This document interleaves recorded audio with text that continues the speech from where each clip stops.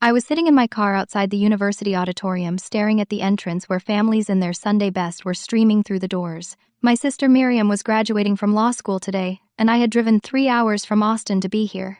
In my passenger seat sat a small gift box containing a watch I had saved up for months to buy. I told myself today would be different. Today I would smile, be supportive, and maybe, just maybe, my parents would finally see me. I had no idea that in a few hours I would make a decision that would change everything. Before I begin this story, let me know in the comments where you are watching from today. If you have ever felt invisible in your own family, hit that like button and subscribe to join this community. Have you ever been compared to a sibling and felt like you could never measure up? Stay with me because what happened at that graduation dinner still shakes me to this day. Let me tell you a little about myself and my family so you can understand why that day hit me so hard. I am 28 years old and I live in Austin, Texas. I work as a freelance graphic designer and photographer. It is not the most glamorous career in my parents' eyes, but I built it from the ground up with my own 2 hands. I have been fully independent since I was 22, paying my own rent, buying my own groceries, building my own client list.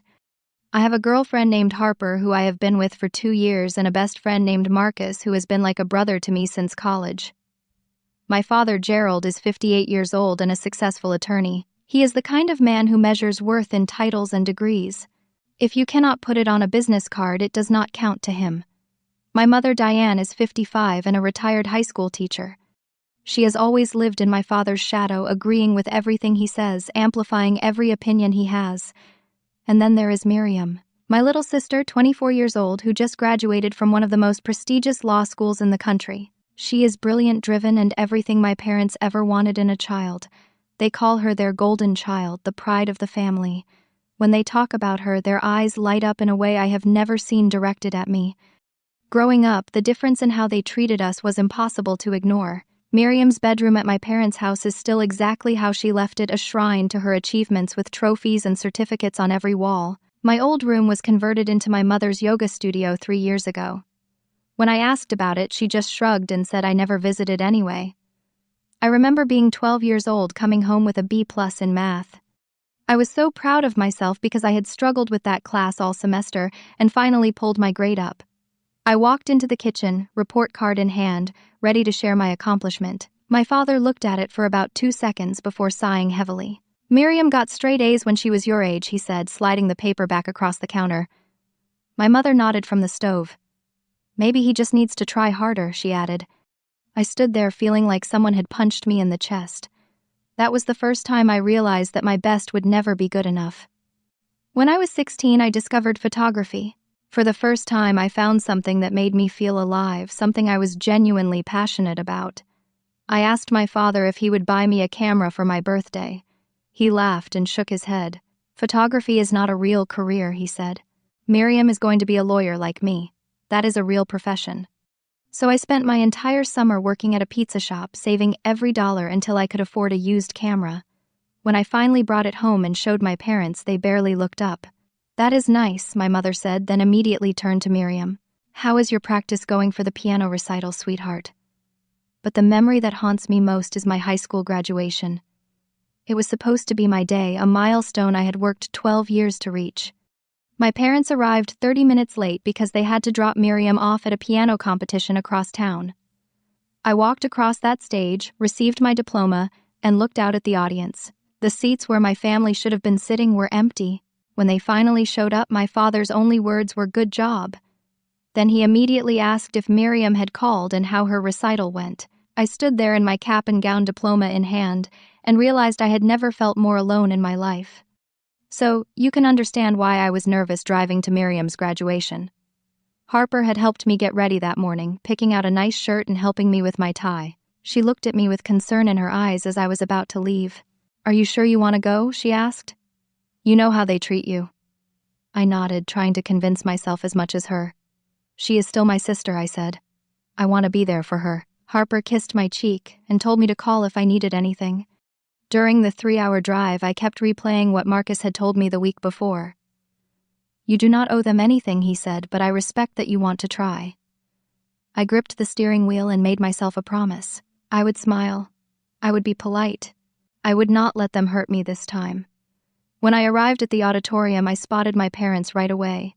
They had secured seats in the VIP section reserved for families. I made my way over gift box tucked under my arm and stood at the end of their row. My mother glanced up at me. "Oh, you made it," she said, her voice flat. Then she turned back to the woman beside her and continued her conversation. My father acknowledged me with a brief nod, nothing more. I found a seat 2 chairs away from them since they did not invite me to sit closer. The ceremony began and I watched as students filed across the stage one by one. When Miriam's name was called, my parents leaped to their feet, clapping and cheering her name. I stood up too genuinely happy for my sister. She had worked hard for this moment. But when we sat back down, I overheard my mother talking to her friend. "Miriam is our pride," she said, her voice glowing with warmth. "She worked so hard for this. We are so blessed." Not a single word about me, even though I was sitting right there. I might as well have been a stranger in the crowd. After the ceremony, everyone gathered outside for photographs. My parents pulled Miriam from group to group, posing her in front of the building with her diploma with various relatives. I stood off to the side, holding her gift, waiting for someone to acknowledge my presence.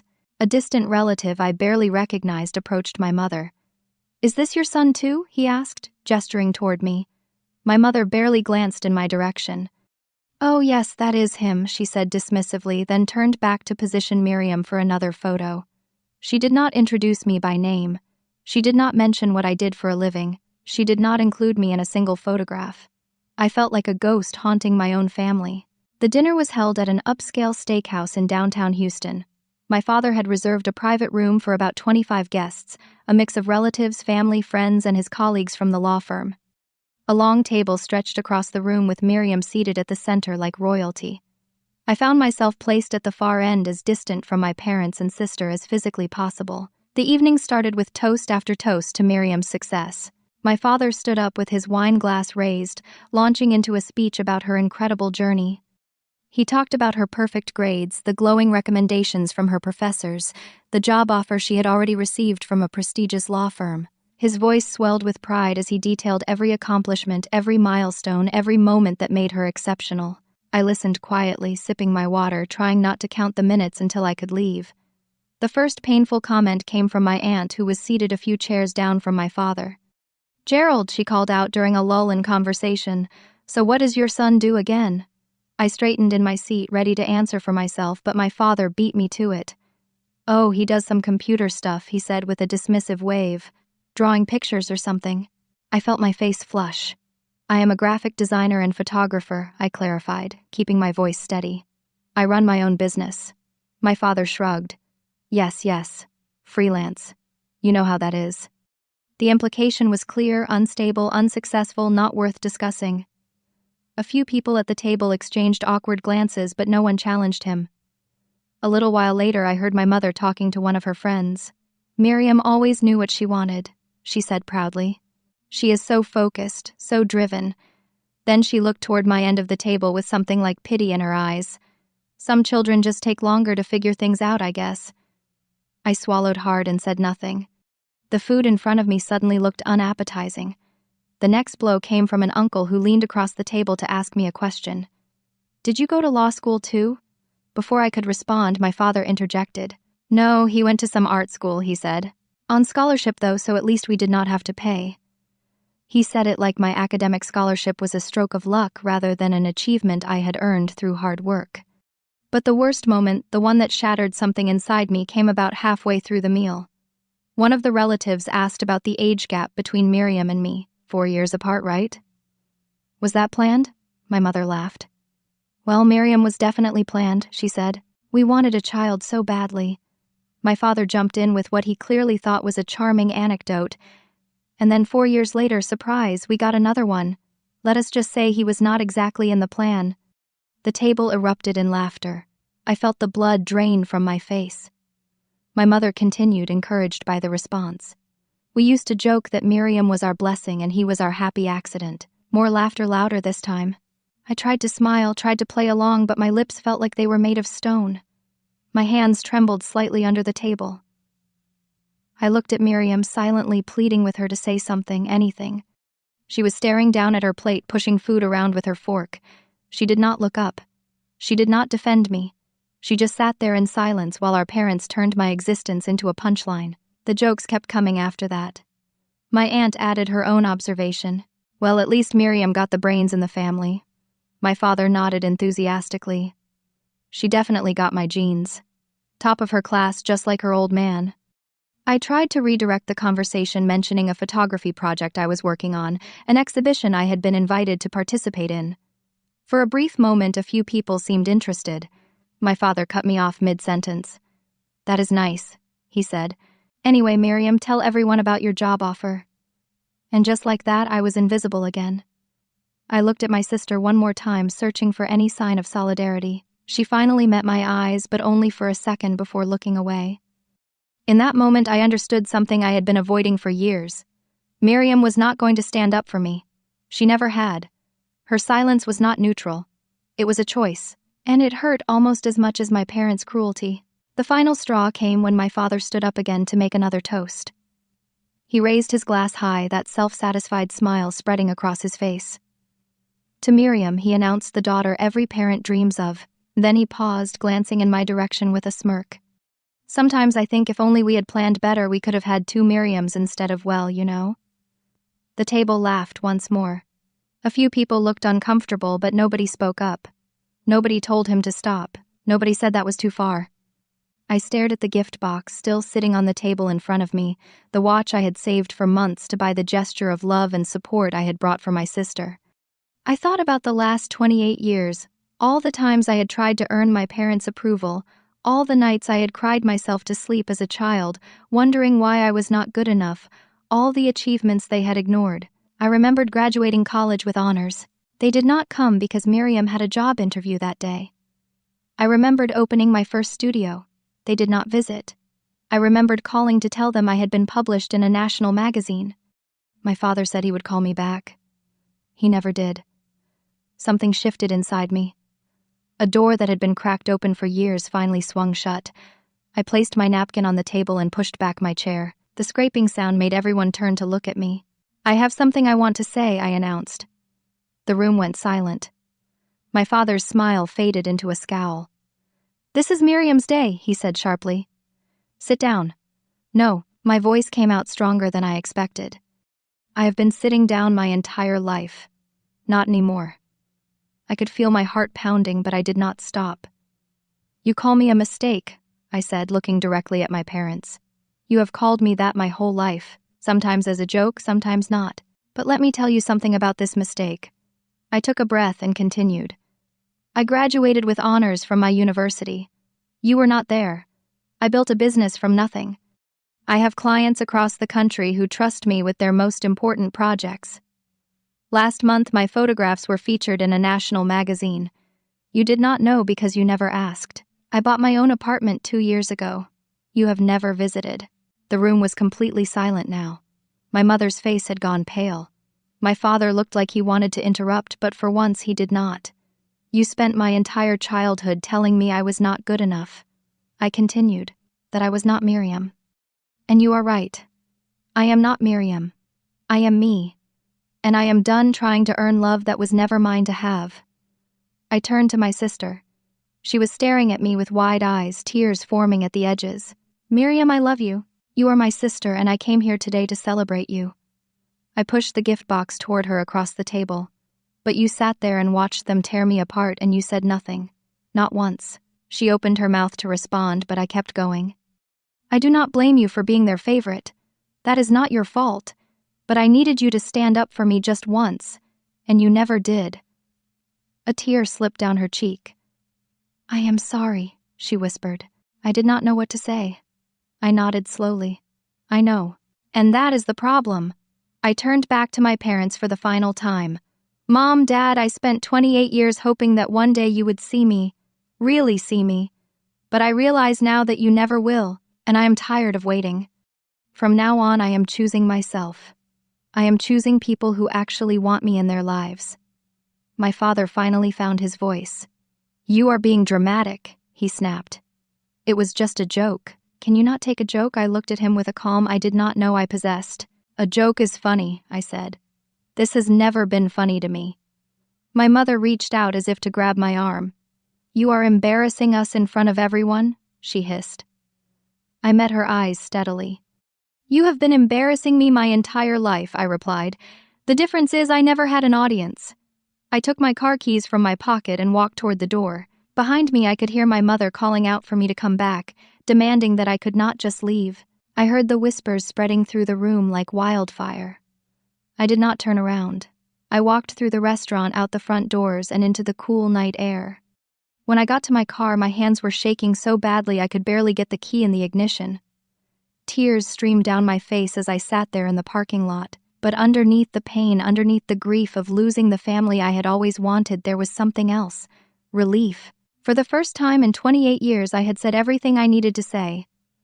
The days after that dinner were some of the hardest of my life. I questioned myself constantly. Had I done the right thing? Had I overreacted? Had I destroyed any chance of ever having a relationship with my family? Harper held me through the sleepless nights. She did not try to fix anything or offer empty reassurances. She just stayed beside me, reminding me with her presence that I was not alone. My mother called several times in the first week. I let every call go to voicemail. She left messages ranging from angry to guilt-tripping, telling me I had ruined Miriam's special day, that I had humiliated the family, that I needed to apologize. My father sent exactly one text message: "You disrespected this family. Call me when you are ready to apologize." I read it once and then deleted it. Miriam reached out a few days later with a longer message. She said she was sorry, that she had not realized how much pain I was in, that she wished she had spoken up. I read her words multiple times, trying to find comfort in them, but I was not ready to respond. Not yet. The healing did not happen overnight. It came slowly in small moments. Marcus dragged me out for basketball games and late-night burger runs, refusing to let me isolate myself. Harper reminded me every day that I was not the mistake my parents had labeled me. "You are not an accident to me," she said one night, holding my face in her hands. "You are the best thing that ever happened to my life." I started seeing a therapist, something I had resisted for years. In those sessions, I began to unpack the decades of hurt I had been carrying. I learned that the way my parents treated me said everything about them and nothing about my worth. Slowly, I started to rebuild. I threw myself into my work with renewed passion. I accepted new clients, took on challenging projects, and watched my business grow. I started hosting small dinners at my apartment, gathering Harper, Marcus, and other friends who had become like family to me. That is when I truly understood something important. Family is not just about blood. It is about the people who show up for you, who celebrate your victories and hold you through your defeats. The family I was building, the one I chose, loved me exactly as I was. 3 months after the graduation dinner, Miriam called me. We talked for almost 2 hours. She apologized again, more deeply this time. She admitted that she had always known our parents treated us differently, but she had been too afraid to say anything. She did not want to lose their approval. I told her I understood, and I meant it. I was not angry at her anymore. I was just sad for both of us. We agreed to rebuild our relationship slowly and carefully, separate from our parents. It would take time, but I believed we could get there. As for my mother and father, I have not spoken to them since that night. Maybe someday I will. Maybe they will eventually understand what they did, how their words shaped me, how their favoritism carved wounds that took decades to heal. But I am not holding my breath. And more importantly, I am not holding my happiness hostage, waiting for their approval anymore. I learned something valuable through all of this. You cannot force people to love you the way you deserve to be loved. But you can choose to stop accepting less than you deserve. You can walk away from tables where you were never given a seat. You can build your own table and invite people who actually want to be there. Sometimes the family you are born into is not the family you are meant to keep. And sometimes the bravest thing you can do is let go. If you are watching this and you have ever felt like the invisible one in your own family, I want you to know that you are not a mistake. You never were. And you do not have to keep proving that to people who refuse to see it. Your worth is not determined by the people who were supposed to love you unconditionally but did not. Your value does not decrease because someone else cannot see it. You are enough exactly as you are. So here is my question for you. Have you ever had to stand up for yourself in front of people who should have been standing up for you? I would love to hear your stories in the comments below.